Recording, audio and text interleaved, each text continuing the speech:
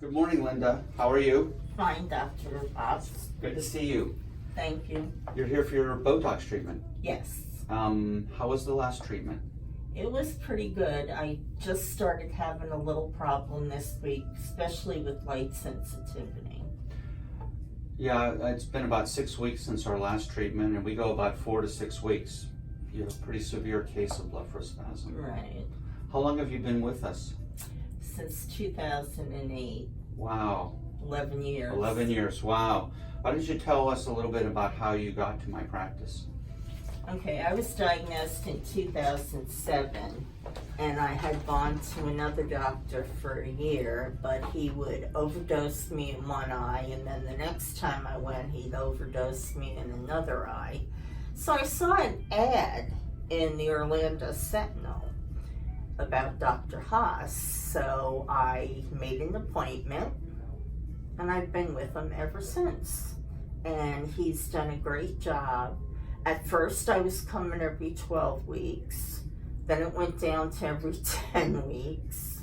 Then every 8 weeks. So it was he really does a great job. And I really, really like Dr. Haas. Well, Linda was telling you her story. I was mixing up a fresh bottle, fresh frozen Botox, 100 units, in a concentrated fashion. Linda has a particularly severe case of blepharospasm. I've known her well over many years, and we usually will inject about 80 to 95 to 100 units to get control. Control will usually last at least 4 weeks, sometimes up to 8 weeks. Today we've mixed up and are ready to use 85 units, which seemed to work well last time, based on what she's telling me. If you look at her, she's actually looks pretty well controlled. She has some mild amount of increased blinking, and she knows, based on years of experience, and I know based on what she knows, that she's toward the end of her effectiveness with the Botox.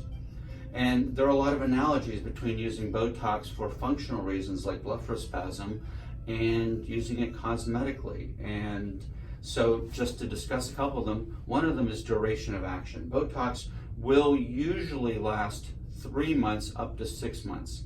In some severe blepharospasm patients, like Linda, we may have to use it as frequently as every 8 weeks, 6 weeks, 8 weeks. That's unusual. Normally we can maintain control with injections every 3 months, and in some cases for cosmetic patients we can go every 4 to 6 months and maintain good control. But the important analogy is that we don't want the patient to go back to ground zero. We don't want them to go back to baseline, because then we have that gap period where the spasms are in full force in the case of blepharospasm, or the wrinkles are back completely in the case of cosmetic need for Botox. When we do it before the end period, we get a sort of cumulative effect over time. And that's why I used to have to inject at least 100 units regularly in Linda, and now we can inject 80, 85 units and get very good control, although we do have to do it more frequently. The other analogy is that every treatment is customized to that patient and their needs, and even though there are a wide range of parameters, we've customized Linda's treatment to her needs, where she is spot on and well controlled 95% of the time. We do the same thing for cosmetic patients.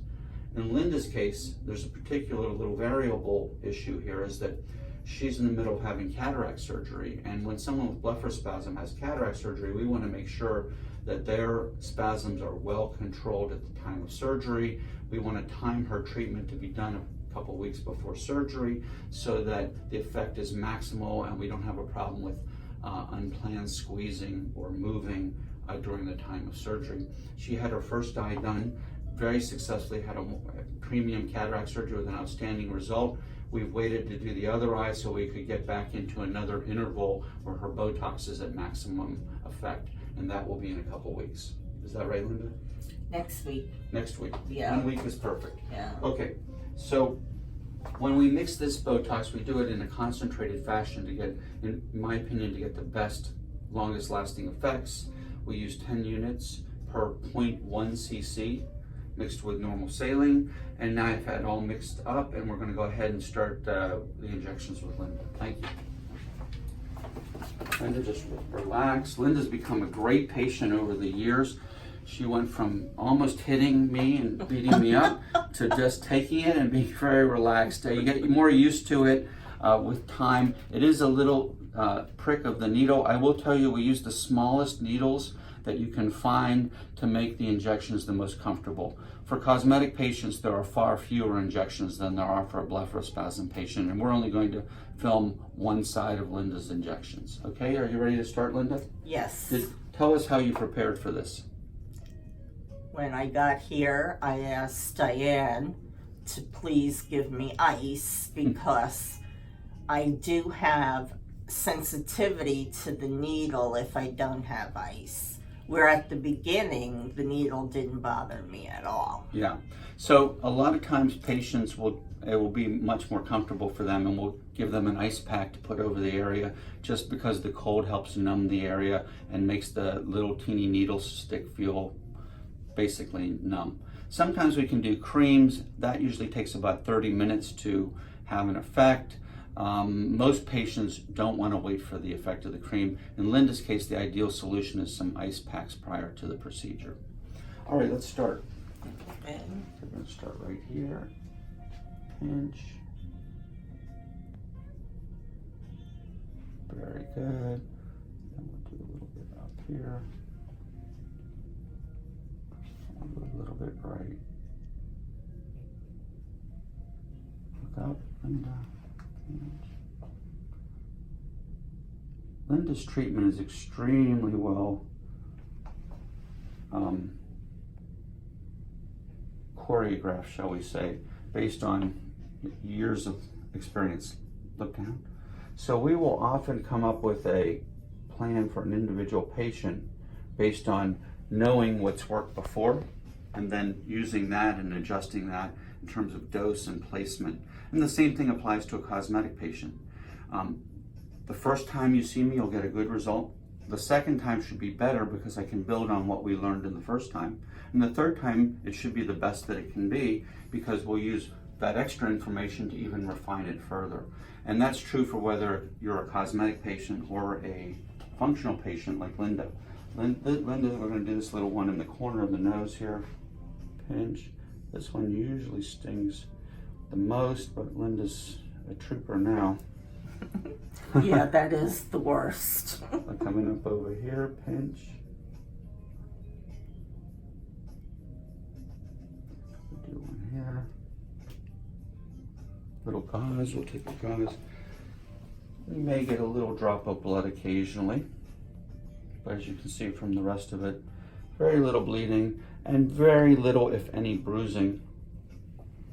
The biggest risk for bruising comes if the patient's very anxious or tense or is feeling something and moves during the placement of the needle, which is why we want our patients to be as relaxed and calm as possible.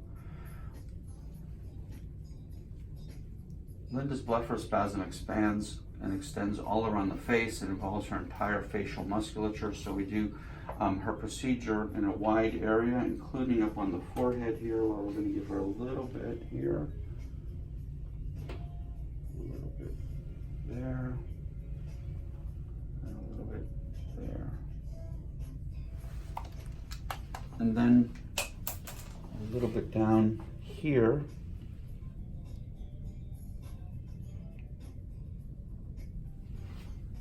Chin. And get that back again. A little bit in the procerus muscle, which is that wrinkle muscle there. So that's one side. And you can see pretty much we did a pattern that was around the face, concentrated around the eye to help control her blepharospasms. This is one side. I will do the other side in a few minutes, but I just wanted to give you an idea of what this entails. The important thing is Linda's very relaxed and experienced. We're doing everything to make her as comfortable as possible by letting her use the ice packs, by using the smallest, teeniest needle available for such a treatment, and also some tricks of the trade that I know to help also make things a little more comfortable by how we mix this up. We don't have to inject as much volume, which also can sting.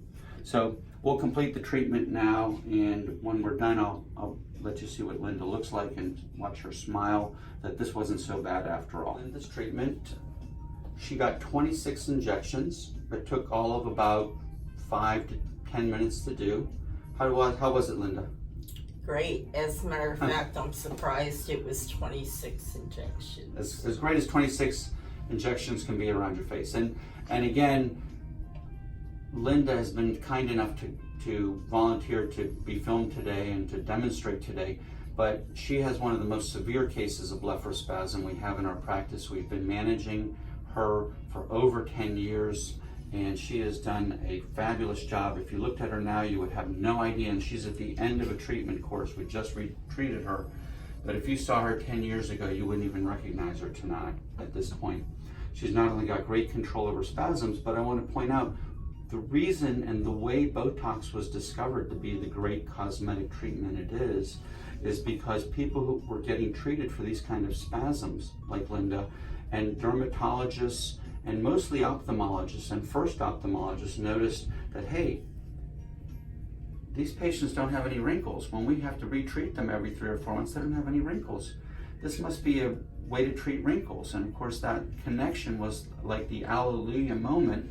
And from there, there was no turning back. So at that point, Botox diverged from being just a treatment for neurologic conditions involving spasms of the eyelids or spasms around the face, and also turned eyes with muscle spasms, to a treatment at a lower dose and fewer injections usually, to help prevent or limit the creation or formation of wrinkles. And so if you notice Linda, she has almost a flawless skin, no wrinkles in her face, no wrinkles in her lateral canthi, which are the areas around the corner of the eye, the crow's feet area, and no wrinkles even here between her brows. And that's just a consequence of years of Botox for severe blepharospasm. So she's gotten that secondary benefit. I don't think she would have traded her disease for that, but it is a nice secondary benefit to enjoy looking younger than you are. Thank you so much for helping us, Linda. Oh, you're welcome.